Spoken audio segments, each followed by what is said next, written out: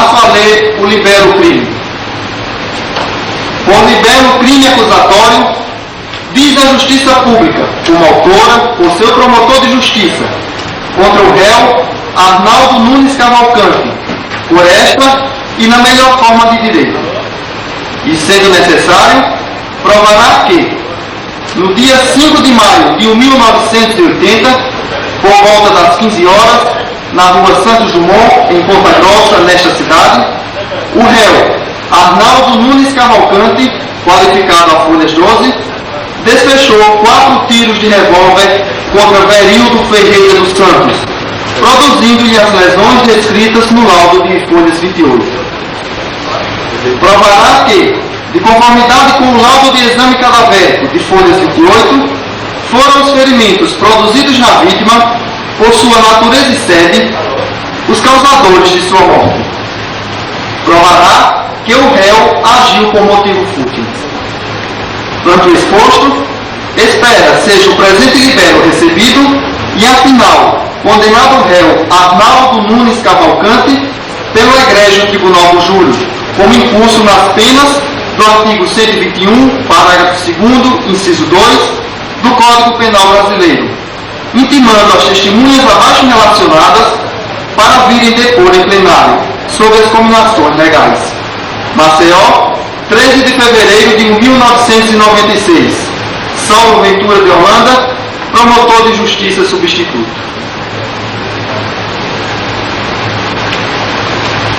Passo a ler agora o artigo do Código Penal, no qual o réu está em curso. Artigo 121. Matar alguém. Parágrafo 2º. Homicídio qualificado. Se o homicídio é cometido, inciso 2, por motivo fútil, pena, reclusão de 12 a 30 anos.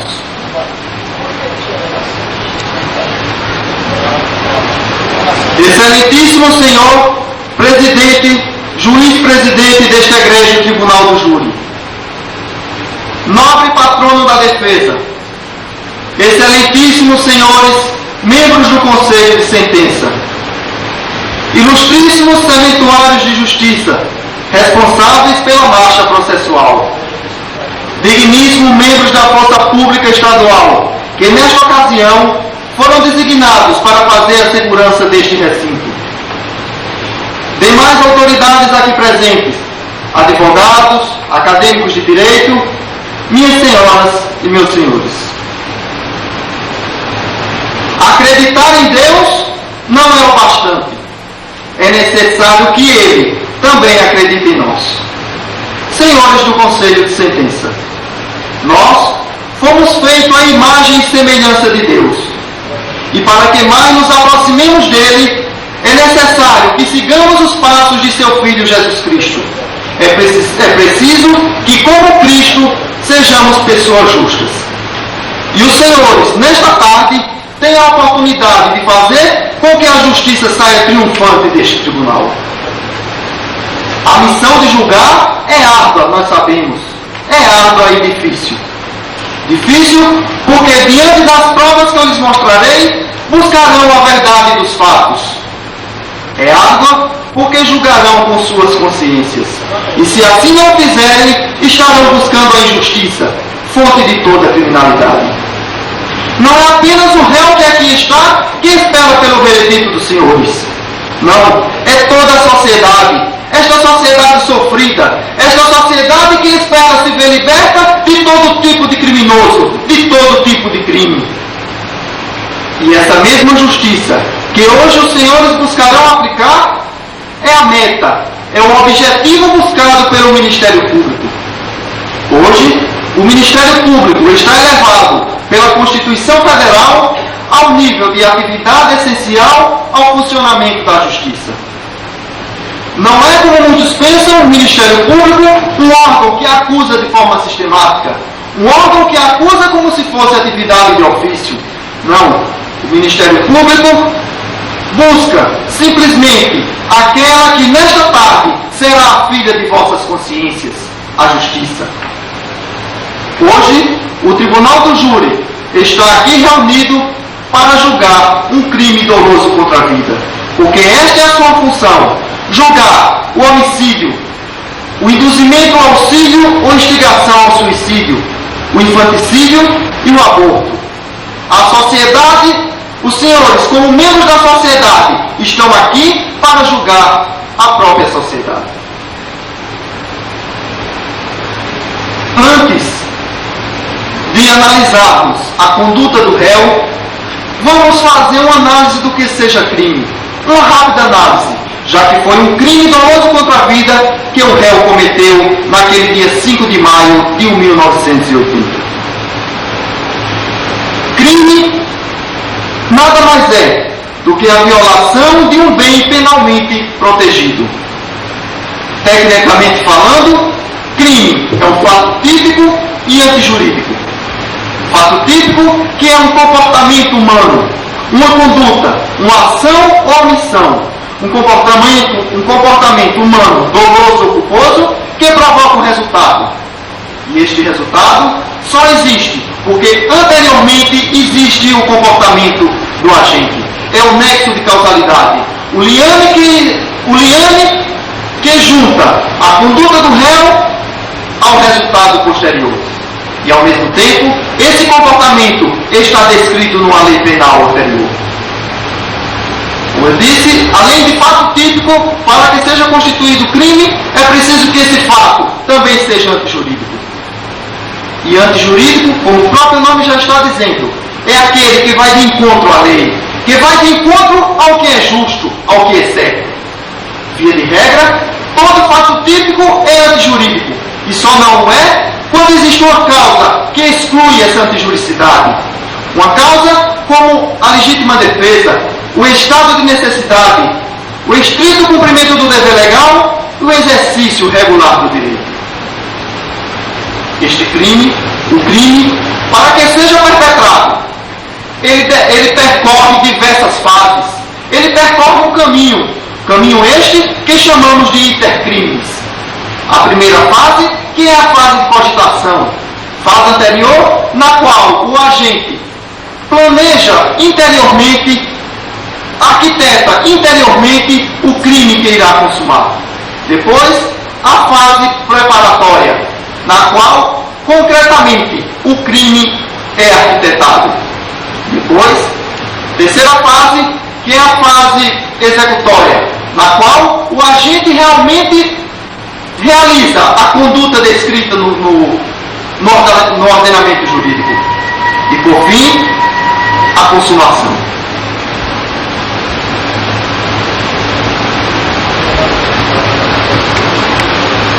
Senhores do Conselho, uma vez feita essa rápida análise do que vem a ser crime, vamos também analisar, vamos ver a conduta, vamos ver os fatos que levaram o réu Arnaldo Nunes a estar no dia de hoje aqui para ser julgado por Vossas Excelências.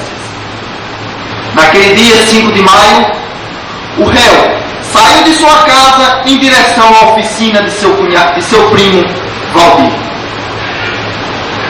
Chegando lá, desejando estacionar o carro em um determinado local, viu que existiam algumas crianças brincando. Então, de uma forma ríspida, de uma forma grosseira, senhores, o réu saiu do carro e, dirigindo-se a uma criança, disse, abre aspas, negrinho, saia daí. Vejam, senhores, negrinho é uma expressão que, dependendo da ocasião, pode ser uma expressão afetuosa, uma expressão de carinho, o que não foi o caso quando o réu pronunciou. O réu dirigiu-se de uma forma agressiva, de uma forma ríspida, que atacou aquela criança. Ora, o pai da criança estava do outro lado da rua e, vendo a cena, como é natural a qualquer pai, não gostou. Então, foi de encontro ao réu. Lá chegando, pronunciou palavras de baixo calão para com o réu. Este, o réu, não dando maiores importância, saiu do carro e foi para a oficina de seu cunhado. Mas, senhores, quando ele foi para a oficina, ele já estava com o ânimo necande. Ele já estava com a intenção de tirar a vida da vítima quando dali saísse. E por que eu estou fazendo essa afirmação? Ora, quando ele entrou, ele já foi pedir ao seu cunhado uma arma. Foi pedir um revólver para tirar posteriormente a vida da vítima. E conseguiu. Pegou o revólver de seu cunhado e saiu da oficina, indo ao encontro da vítima. Lá, perguntou se aquilo que ele tinha dito com ele tinha sido de brincadeira. E se realmente repetia aquelas suas palavras. A vítima, ainda magoada, ainda sentida com a agressão feita ao seu filho, prontamente repetiu. Então, neste momento, iniciou-se uma breve discussão. Mas o réu, percebendo que a vítima estava embriagada, e ele mesmo diz em seu depoimento que nessa ocasião a vítima teria repetido o tratamento ofensivo de antes, e ele, acusado, sentindo que a vítima estava com bafo de cachaça, disse que deixava a conversa para depois. Vejam, senhores, vejam que o réu percebeu que ele estava embriagado e deixou aquela discussão para um momento posterior. Mas ao contrário do que poderíamos imaginar, o réu se afastou para um lado e a vítima para o outro. Então, a vítima já embaixo de um pé de amêndoa, o réu deu 4, 5, 6 passos na outra direção e prontamente virou-se, sacou seu revólver e desferiu 4 tiros, senhores. 4 tiros na vítima, de uma forma covarde. De uma forma covarde porque todos os tiros foram pelas costas. O primeiro pegando na região sacra, o segundo e o terceiro no escapular esquerdo, e o quarto, quando a vítima já estava caída no chão, sendo este um tiro de misericórdia, se é que podemos dizer que houve misericórdia, no occipital da vítima, na cabeça da vítima, senhores, tirando de uma vez por todas a vida da vítima naquele momento. Nesse momento, o réu evadiu-se, corajoso do local, saindo. Vejam, senhores, agora que conhecemos os fatos que ocorreram naquele dia, agora que conhecemos o conceito de crime, vamos ver se esses fatos não se adequam perfeitamente ao que eu falei acerca do crime, ao conceito técnico de crime.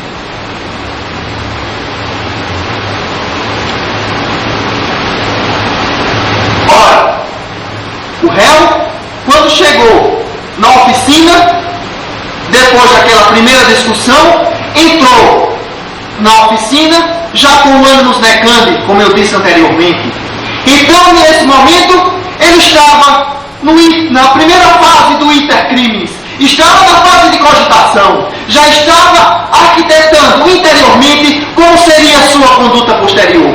Se por aí ele tivesse parado, não teríamos uma conduta que interessasse ao mundo jurídico, porque a fase de cogitação não interessa ao mundo do direito. Mas ele foi além, ele foi adiante. Já com a arma do crime, ele procurou a vítima, reiniciou aquela discussão e depois de já ter se afastado, como eu expliquei anteriormente, ele virou-se, sacou o revólver, já na fase preparatória, segunda fase do intercrimes, e desferiu os 4 tiros mortais. Vejam, senhores, vejam se aí não está o primeiro elemento do fato típico, se não está aí a conduta humana dolosa do réu. Ora, o réu teve a intenção, teve a vontade de se comportar daquela forma, e a conduta foi dolosa. E por que foi dolosa? Ora, o réu tinha consciência do seu comportamento, daquele seu comportamento naquele momento. O réu tinha consciência que o resultado, depois de desferir 4 tiros numa pessoa, adviria. Tinha consciência que este resultado só iria existir porque antes existiu aquele seu comportamento. Ou seja, tinha consciência que existia um nexo de causalidade entre seu comportamento e o resultado. E por fim, ele teve a vontade, teve o desejo de perpetrar aquele crime. Ora, então está configurada a conduta humana dolosa. E está configurada pela própria confissão do réu, que em seu interrogatório confessa a autoria, confessa que realmente matou. O segundo elemento do fato típico, a materialidade, também existe. Ora, a prova da morte está nos autos. Então, está no auto de exame cadavérico. Então, provado está que existe a materialidade do delito. E como diz o laudo de exame cadavérico, abre aspas, diante dos achados supracitados, julgaram os peritos ter Berildo Ferreira dos Santos falecido em consequência de fraturas dos ossos da cabeça, lesão grave na região escapular esquerda e na região sacra, com farta hemorragia, provocada por ação de instrumento pétro-contundente, projéteis de arma de fogo. Ora, senhores, está provada a morte da vítima e também está provado que a morte só veio devido ao comportamento anterior do réu. Está provado que existe um nexo de causalidade. Vejamos, convido Vossas Excelências para fazer um exercício de raciocínio. Vamos suprimir o comportamento do réu. Vamos suprimir aquele comportamento de desfechar os 4 tiros. Ora, suprimindo este comportamento, o resultado não existe. Logo, está provado que existiu a conditio sine qua non, proclamada pelo direito penal brasileiro, na qual, se o resultado só existe devido ao comportamento anterior, está provado que existe o nexo de causalidade. Logo, está provado o terceiro elemento do fato típico. E por fim, o artigo 121 do Código Penal Brasileiro, no seu parágrafo 1º, inciso 2, está a tipicidade do delito. Está aí dizendo que matar alguém por motivo fútil é crime. Ora, o motivo que levou o réu a tirar a vida da vítima está configurado neste fato típico. E foi um motivo fútil. Por que foi um motivo fútil, senhores? Ora, existiu uma desproporção muito grande entre a conduta do réu e o fato que o levou a se comportar daquela maneira. Houve uma breve discussão, uma breve troca de ofensas,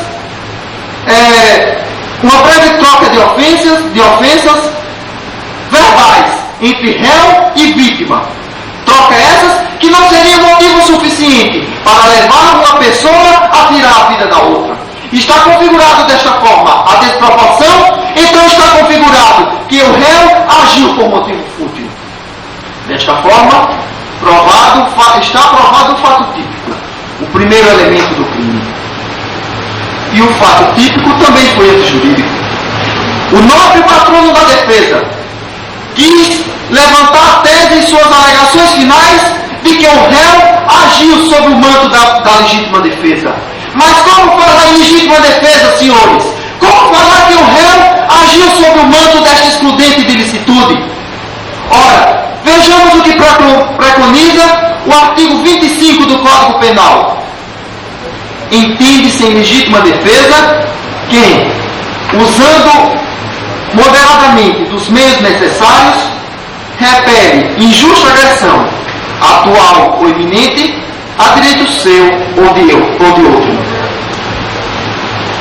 Senhores, eu pergunto, houve uma agressão injusta? Houve uma agressão injusta, atual ou iminente? Não, em hipótese alguma. No momento do delito, o réu já estava 5, 6 passos distante da vítima. Como poderia esta agredir o réu? Houve sim uma breve troca de insultos bem anterior, nem atual nem iminente, e mesmo assim apenas verbalmente. Direito próprio atacado ou agredido? De forma nenhuma. Ora, se o réu já estava distante da vítima, como poderia ser atacado por esta? Em hipótese alguma.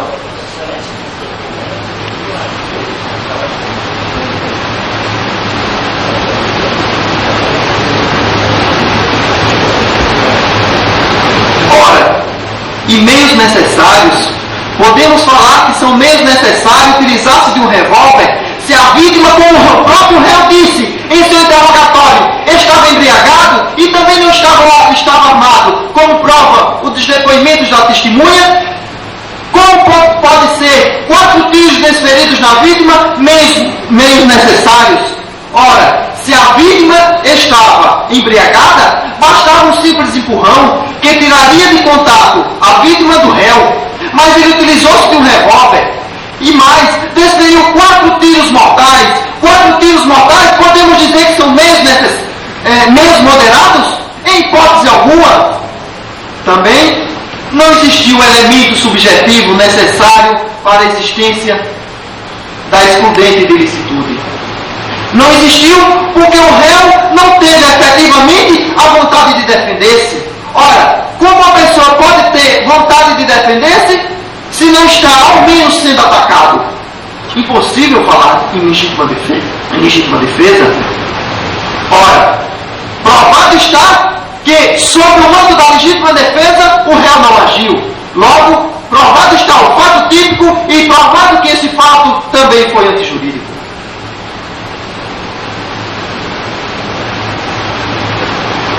Senhores do Conselho, como eu disse anteriormente, o Ministério Público não acusa de forma sistemática, não acusa como se fosse a divindade de ofício. O órgão do Ministério Público está aqui nesta tarde acusando porque antes deste momento foi percorrido um longo caminho, foram carreadas várias provas para os autos. No mesmo dia que aconteceu o delito, foi elaborada uma portaria pela autoridade policial, pela qual foi iniciado o inquérito.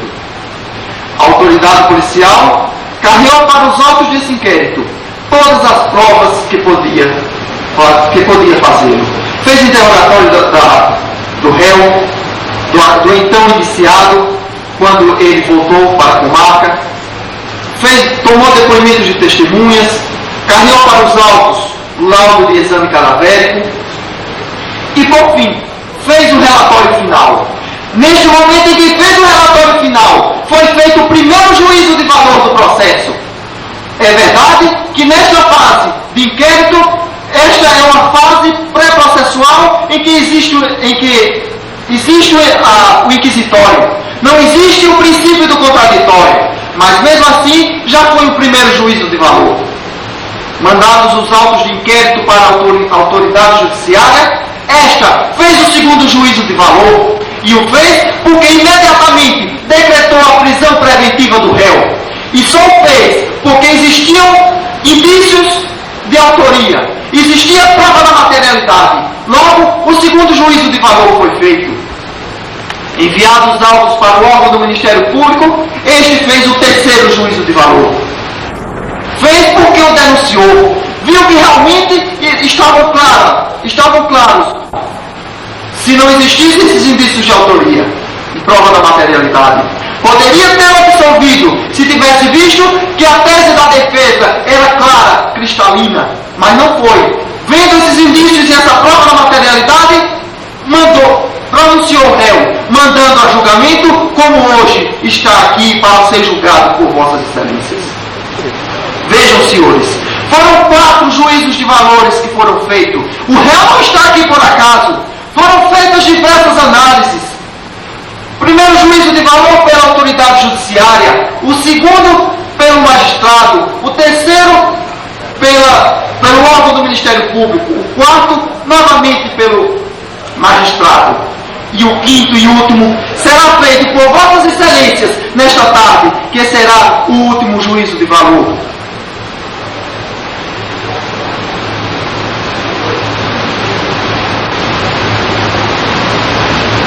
Senhores do Conselho, quando os filhos erram, cometem algum fato que não é do agrado dos pais, o que estes fazem?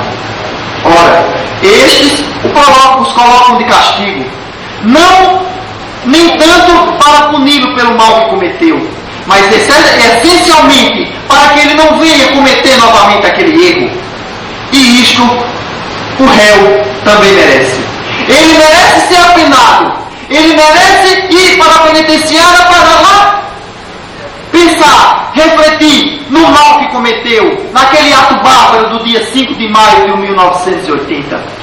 Indo para lá, ele será ressocializado. Ele poderá voltar para o seio da sociedade de forma justa, de forma em que possa viver em paz e harmonia com todos. E para que ele seja penado, dentro de instantes, Vossas Excelências irão para a sala secreta, onde julgarão concretamente, estrito sensu, o réu. Serão perguntados sobre a autoria, a materialidade e a letalidade nos primeiros e segundos quesitos. E nesses quesitos, senhores, respondam sim. Respondam afirmativamente, porque esta é a resposta que a sociedade espera de Vossas Excelências. Ao terceiro quesito, que é o quesito da legítima defesa. Respondam não.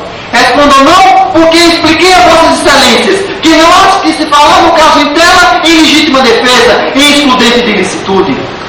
E por fim, ao quarto quesito, o quesito da qualificadora, respondam afirmativamente, porque assim estarão colocando o réu como impulso nas penas do artigo 121, parágrafo 2º, homicídio qualificado.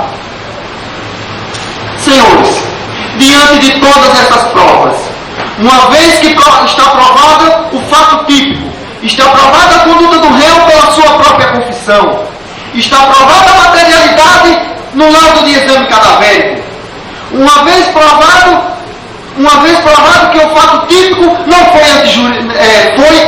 antijurídico, está afastada a excludente de antijuridicidade, a tese da defesa de legítima defesa cai por terra. E uma vez provado que o réu está em curso nas penas do artigo 121, parágrafo 2º, inciso 2, diante de todas estas provas, senhores, e em nome da justiça, em nome da sociedade e em nome da vida, eu peço a condenação do réu. Muito obrigado.